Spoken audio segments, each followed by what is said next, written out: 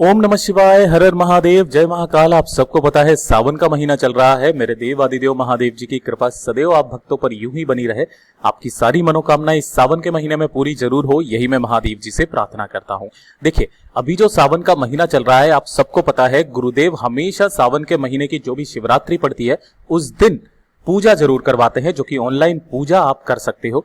गुरुजी के देखे देख जैसे भी वो गुरुजी बताते जाएं वैसे वैसे आप महादेव जी की पूजा कर सकते हो, ठीक है। लेकिन काफी बार आप सब लोग इतनी बड़ी गलती कर देते हो, आज दिन तक किसी को नहीं पता चला है कि जब भी आप कोई पार्थिव शिवलिंग बनाते हैं, उसका निर्माण करते हैं, तो बनाने के क्या क्या नियम होते हैं, ठीक है ना। आप पूजा अर्चना सब कुछ कर लेते हो, क्या भगवान ने उन्हें आपका स्वीकार किया है या नहीं, ये कैसे पता चलेगा। देखिए, हर बार जब भी पूज्य गुरुजी कुछ भी उपाय बताते हैं या कुछ भी विधि बताते हैं, वो हमेशा बताते हैं कि ये वाली चीज शिव पुराण में लिखी गई है, ये वाली चीज विद्वेश्वर संहिता में लिखी हुई है, लिंग पुराण में लिखी गई है, ठीक है। तो इसी तरीके से पूज्य गुरुजी ने यह भी बताया था कि जब भी आप कोई पार्थिव शिवलिंग का निर्माण करें, शिवरात्रि के पूजन के समय या किसी भी समय, ठीक है ना, तब आपको ये वाला काम जरूर करना चाहिए। इन नियमों को जरूर आपको फॉलो करना चाहिए, वरना आपकी कोई पूजा स्वीकार नहीं होगी, आपका किया धराया सब कुछ बेकार होगा, ठीक है ना। काफी सारे भक्त मैंने कई बार देखा कि वो लोग पूजा कर रहे हैं लेकिन उन्हें कोई नियम ही पता नहीं है, बस वो अपने धुन से पूजा करे जा रहे। तो ये सबसे बड़ी गलती करते हैं। महादेव कभी भी आपकी पूजा स्वीकार नहीं करेंगे। जब मैंने पूज्य गुरुजी की कथाएं सुनी, काफी सारे पुराने टाइम से, जब भी मुझे अच्छा नहीं लगता है मैं हमेशा उनकी कथाएं सुनता हूं, तो शिव महापुराण का एक वाक्य उन्होंने डिस्कस किया गया था अपनी कथा के अनुसार। और अगर आप भी कथा बहुत ध्यान से सुनते हो तो आपको बहुत अच्छे से पता होगा, ठीक है ना, कि जब भी आप कोई पार्थिव शिवलिंग का निर्माण करते हो तो उस वक्त में, निर्माण करते वक्त में आपको कुछ मंत्रों का स्मरण करना होता है। मैं इसका खास सबूत दूंगा, क्योंकि मेरे पास में लिंग महापुराण भी है, आज साथ ही साथ शिव महापुराण भी है, विद्वेश्वर संहिता भी मेरे पास में रखी हुई है, जिसके अंदर मैंने खुद ने इस चीज को पढ़ा, ठीक है। मुझे तक नहीं पता था, सोचा आप सब लोगों को बताना बहुत ज्यादा जरूरी है, ठीक है। तो जब भी आप कभी पार्थिव शिवलिंग का निर्माण करें तो गुरुदेव ने ये तो बताया है हर बार, और ये सबको पता है कि जब भी आप यहां पर मिट्टी लेकर के आते हो शिवलिंग निर्माण के लिए, तो आपको कौन सी मिट्टी चाहिए, ब्राह्मण को कौन सी, वैश्य को कौन सी, शूद्र को कौन सी चाहिए और क्षत्रिय को कौन सी चाहिए, ठीक है ना। तो जब भी आप मिट्टी जिस दिन लेकर के आते हो, ठीक है ना, जैसे मान लीजिए कि आपकी जो पूजा करनी है आपको 14 को या 16 तारीख को करनी है, ठीक है ना। अब आप मिट्टी जो है वो 10 तारीख को या 11 तारीख को ही लेकर के आ गए हो, तो जिस दिन भी आप मिट्टी को लेकर के आओगे उसी दिन उस मिट्टी का आपको सींचन करना बहुत ज्यादा जरूरी है। अब भैया सींचन किस तरीके से किया जाए वो तो बता दीजिए। तो गुरुदेव ने कई बार अपनी कथा में बताया था कि जिस दिन आप लेकर के आओ ना, उसी दिन सींचन करना जरूरी है। ऐसा नहीं है कि आप उसको 4 दिन तक रखे रहने दोगे और जिस दिन आपको शिवलिंग बनाना है, पार्थिव शिवलिंग, उस दिन आप इसका सींचन करना चालू करो। नहीं, जिस दिन लेकर के आए हो उसी दिन आपको सींचन करना होगा। सींचन करने के क्या क्या नियम है, या तो आप इसके अंदर थोड़ा सा दूध डाल करके इसका सींचन कर दीजिए। अगर दूध नहीं है तो आप थोड़ा सा जल ले लीजिए। ध्यान रखना, दूध हमेशा गौ माता का लेना। जल ले लेना और उस जल के अंदर एक बेलपत्र डाल देना और बेलपत्र डाल करके उस वाली मिट्टी का सींचन कर देना।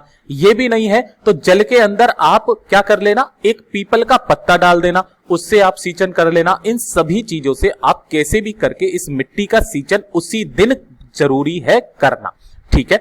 अब जो आपके लिए सबसे ज्यादा जरूरी है कि क्यों मेरे देव आदित्य महादेव हमारी पूजा को स्वीकार नहीं करते हैं, 2 साल से 3 साल से आप हमेशा करते हुए आए हो, आपकी कोई कामना पूरी नहीं हो रही है, बस आप पूजा किए जा रहे हो, तो वो गलती क्या करते हो। देखिए, आपको सबूत देता हूं इसी के अंदर का।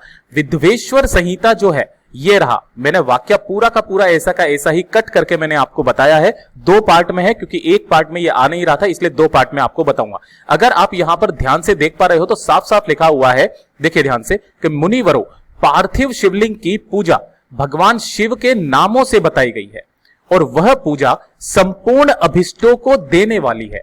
मैं उसे बताता हूं, सुनो।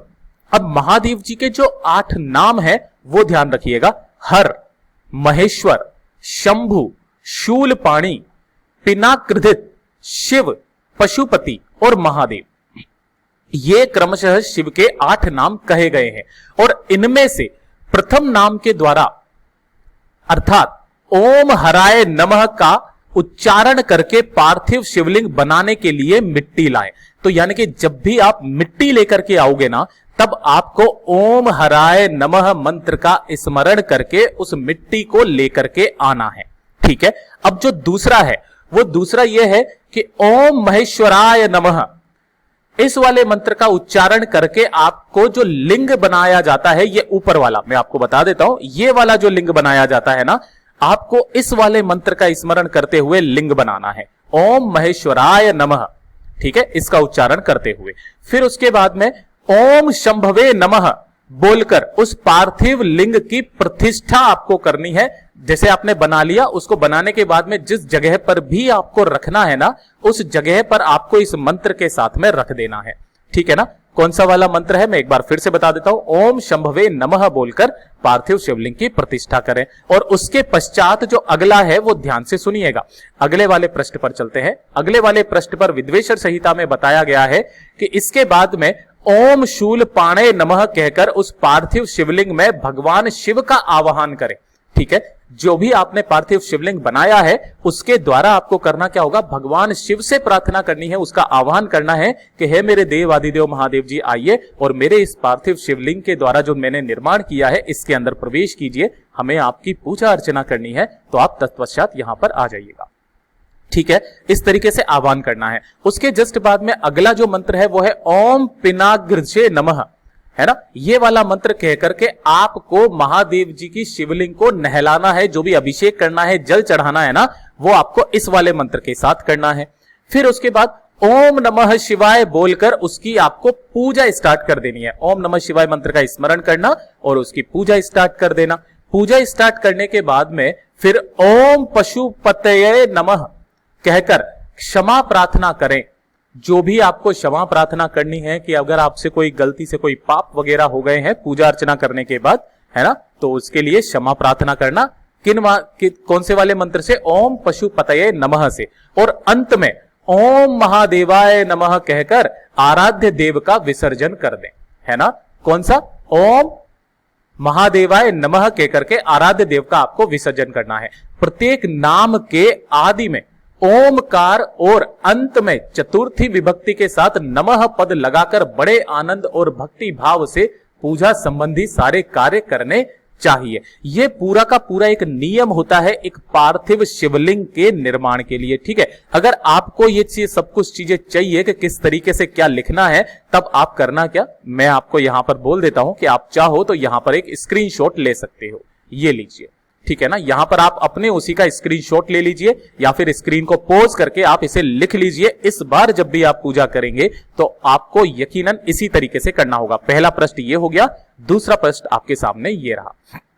ठीक है, आपकी देखिएगा सारी मनोकामनाएं पूरी होगी। मेरे देव आदिदेव महादेव जी जो हैं वो आपकी कामना को स्वीकार भी करेंगे, आपकी पूजा को भी स्वीकार करेंगे। लेकिन इसके पहले एक और चीज ध्यान रखना, जब भी आप अंत में इसे विसर्जन करते हो ना, तो विसर्जन करते वक्त में भी एक मंत्र होता है। एक तो ये ओम देवाय नमः होता ही है, साथ ही साथ गुरुदेव ने अपनी कथा में बताया था कि जब भी आप पार्थिव शिवलिंग का विसर्जन करने के लिए जाएं या फिर आप अपने ही घर पर आप विसर्जन कर रहे होते हो, तब आपको एक बहुत ही प्यारा सा मंत्र है, उस वाले मंत्र का आपको उच्चारण करना बहुत ही ज्यादा जरूरी है। ठीक है, वो वाला भी मंत्र मैं आपको बता देता हूं जो कि शिव महापुराण के अंदर कहा गया है। यहां पर आप ध्यान से पूरा का पूरा देख करके पढ़ सकते हो। देखिए, यदि विसर्जित करने वाले पार्थिव शिवलिंग का अभिषेक किया हो, है ना, क्योंकि आप अभिषेक तो करोगे ही पूजा के वक्त में, तो उत्तर पूजन के अंतर अक्षत छोड़ते हुए, अक्षत मतलब चावल छोड़ते हुए, निम्न मंत्रों के पाठ के साथ उनका विसर्जन करना है।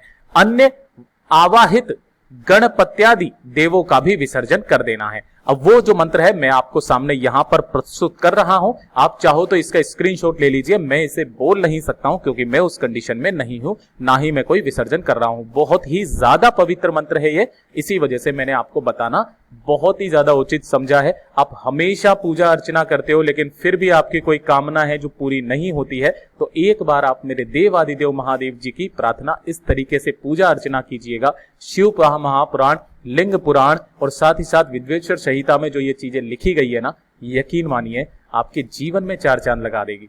पूज्य गुरुजी ने जैसा बताया वैसा आसान भाषा में आपको बताने का संपूर्ण प्रयास किया। साथ ही साथ जो मेरा ज्ञान था, जो मैंने खोजा, उसके द्वारा भी जैसी भी मेरे को कहानी मिली या फिर जो भी मैंने आपके सामने बताया है, जो भी मेरे को पता चला है, उसी तरीके से मैंने बहुत कोशिश करी। वीडियो पसंद आया हो तो लाइक जरूर करना, चैनल को सब्सक्राइब जरूर कीजिएगा। मैं मिलता हूं आपसे अगले वीडियो में, तब तक के लिए ओम नमः शिवाय, जय महाकाल।